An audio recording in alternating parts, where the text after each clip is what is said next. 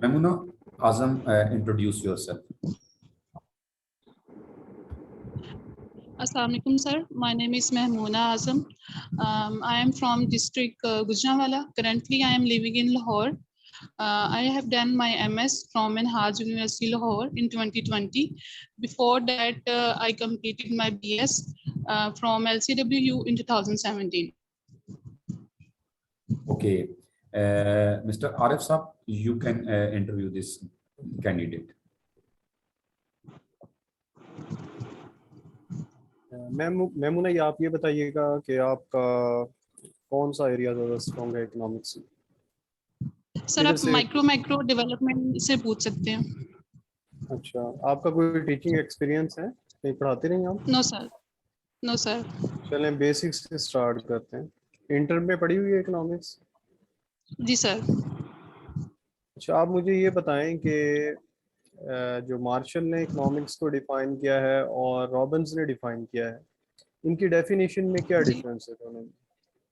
Sir, martial ने materialistic welfare के बारे में बात की थी और रॉबिन्स ने स्कार्सिटी ऑफ रिसोर्सेज के बारे में बात की थी, unlimited wants and scarcity of resources.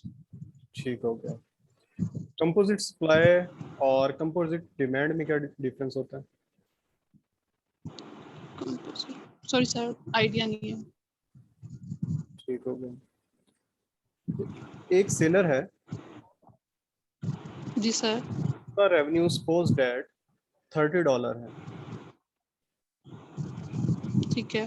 वो अपनी कमोडिटी की प्राइस को डिक्रीज कर देता है और रेवेन्यू फिर $30 ही रहता है।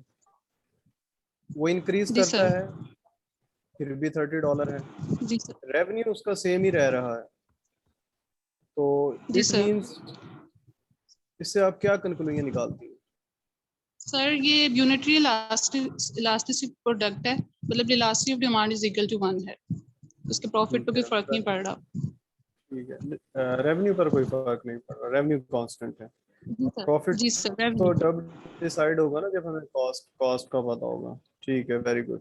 अच्छा, suppose that you are finance minister, आपने टैक्स इम्पोज करना है डिफरेंट कमोडिटीज के ऊपर, तो किस तरह की कमोडिटीज के ऊपर आप ज्यादा टैक्स लगाएंगे इलास्टिसिटी को जहन में रखते हुए?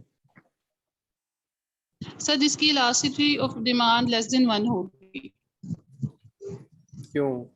मैं उस पर ज्यादा टैक्स लगाऊंगी क्योंकि सर वो नेसेसिटीज होंगी, लोगों ने तो परचेज करनी ही करनी है, बेशक उनकी प्राइस ज्यादा हो रही है या कम हो रही है, तो रेवेन्यू उसी पे टैक्स रेवेन्यू उसी पे जनरेट होगा जिसकी इलास्टिसिटी डिमांड लेस देन 1 होगी।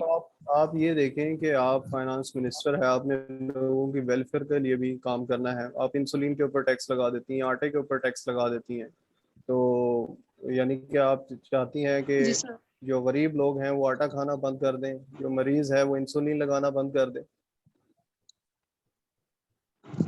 सर, रेवेन्यू के पॉइंट ऑफ व्यू से आई थिंक बेटर कि मैं ये इसी पे लगाऊंगी।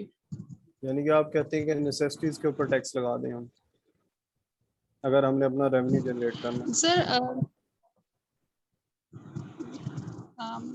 आई थिंक सर, यानी कि आप कहते हैं घी के ऊपर टैक्स ज़्यादा से ज़्यादा लगे, आटे के ऊपर ज़्यादा से ज़्यादा टैक्स लगे, चीनी के ऊपर ज़्यादा से ज़्यादा टैक्स लगे। जी सर, कॉमन बिहेवियर रियलिटी में भी आई थिंक यही हो रहा है। तो वो तो फिर वेलफेयर स्टेट ना हुई ना, क्योंकि हमारे यहाँ जो गवर्नमेंट होती है जी सर, वो तो वोट लेकर आती है जी और सर। उसने फिर नेक्स्ट इलेक्शन में भी वोट लेना है।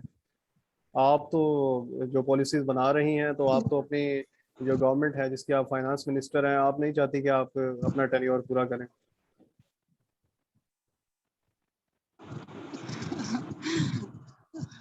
जी सर। यानी हाउ आपका आंसर ठीक है, बट इलास्टिसिटी जो लेस देन 1 है उनके ऊपर ही हम टैक्स ज़्यादा लगाते हैं, पर उसको डिफाइन किसी और तरीके से करना है, इसे पढ़िएगा। ठीक है, नेक्स्ट क्वेश्चन की तरफ हम चलते हैं।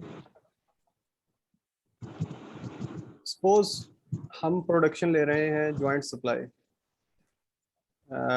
2 गुड्स जॉइंटली प्रोड्यूस हो रही हैं, तो जी सर। किन कमोडिटीज की आप प्राइस को हाई रखेंगे और किस कमोडिटी की प्राइस को आप लोअर रखेंगे अगर ज्वाइंटली प्रोड्यूस हो रही हैं गुड्स? जैसा कि सर कॉटन के साथ बनोला प्रोड्यूस होता है, ज्वाइंटली सप्लाई का पता है ना आपको, तो बताइए कि किसके साथ आप प्राइसेस को हाई रखेंगे?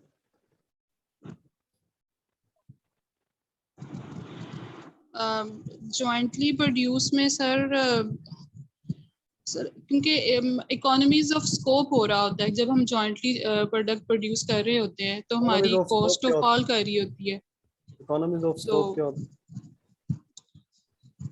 सर किन गुड्स पर करेंगे सर आइडिया नहीं है इतना। सर जुनेद आप आ जी चुके सर। हैं? नहीं, मैं जुनेद साहब को कह रहा हूँ। जुनेद साहब, are you in with some other ID? Junaid यार खान साहब, आर यू लिसनिंग? जुनेद साहब, आई थिंक जुनेद साहब को आवाज नहीं आ रही है। चलें आरिफ साहब, थैंक यू। अब जरा मैं इनसे क्वेश्चन कर लूं कुछ। जी सर। मैं मैमूना आजम, आपने एमफिल किया हुआ है? जी जी जी। सर। मैमूना, आपके जो थीसिस था उसका टॉपिक क्या था? सर मैंने कोर्स वर्क ऑप्ट किया था। कोर्स वर्क ऑप्ट किया था, ओके, ठीक है। अच्छा चलें, coming to the towards the next question, can you tell me about the Marshall Lerner condition? What is Marshall Lerner condition? Sir जी सर मार्शल लर्नर कंडीशन जब हमारा बैलेंस ऑफ ट्रेड के डेफिसिट को reduce करने के लिए हम Marshall Lerner condition को यूज करते हैं। उसमें वो कंडीशन यही कहती है कि ये तभी प्रॉफिटेबल होगा जब हमारी elasticity of import elasticity of export greater than 1 होगी।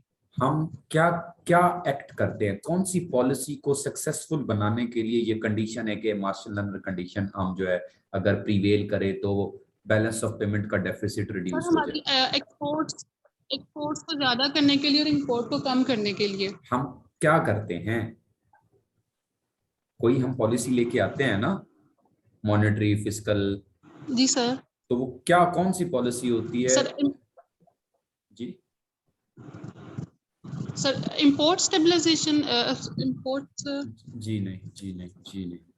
हम डीवैल्यूएशन करते हैं, और डीवैल्यूएशन का जो ऑब्जेक्टिव होता है वो ये होता है कि हमारी जो बैलेंस ऑफ पेमेंट का जो डेफिसिट है जी वो सर रिड्यूस होगा। डिवैल्यूएशन करते हैं ठीक हम है, तो अपनी करेंसी उसकी को वो तभी सक्सेसफुल, helpful होगी। अच्छा, जी सर वो एनी तभी होगी अदर जब हमारी कंडीशन? इलास्टिसिटी ऑफ अच्छा, import. Can you tell me any other condition other than Marshall Lerner condition that would be like helpful to achieve our objective?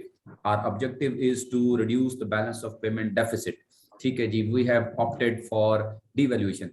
There are 2-3 other conditions as well that must be sir meet. जेकर Jacob की क्या भी कहता है जी? Jacob क्या कहता है जी? सर जी, what does it tell? Jacob क्या सर उसमें बताता भी है? हम अपने डेफिसिट को रिड्यूस करने के लिए अपनी करेंसी को डिवैल्यू करते हैं। ठीक है, तो जे कर्व क्या कहता है ये सर नहीं इसमें पता। सर इसमें टाइम लैग्स होते हैं। उसमें Yes. वो यही कहते हैं कि जब immediately जी जी। सर ये कहते हैं कि इमीडिएटली अफेक्ट नहीं आएगा जब हम अपनी करेंसी को डिवैल्यू करेंगे। This Yes. Time lag between production of the goods and export करने में टाइम लगेगा। Further Okay. हमारा बैलेंस ऑफ जो डेफिसिट है वो फर्दर राइज करेगा। Okay. Can you tell me 3 core values of development? Sustenance, Yes. Self esteem और freedom. इनमें से किसी एक को डिफाइन कर सकती हैं आप? क्या एक्सप्लेन करती है ये सस्टेनेंस, क्या बताती है? Sustenance to able to meet basic needs ठीक और है, sustenance to be a person. ठीक है, ठीक है। Last self question respect. From you is that can you tell me any factor that is responsible for the slope of IS curve?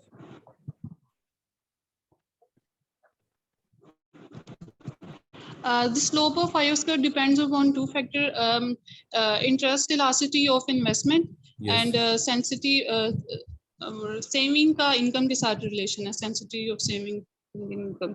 ठीक है जी, ठीक है। जुनेद साहब, are you in the panel? Are you available? जी Junaid sir. यार साहब, Junaid Sahab, are you there? No, Junaid Sahab is not there. Thank you very much, Misbah, and best wishes for you. Thank you.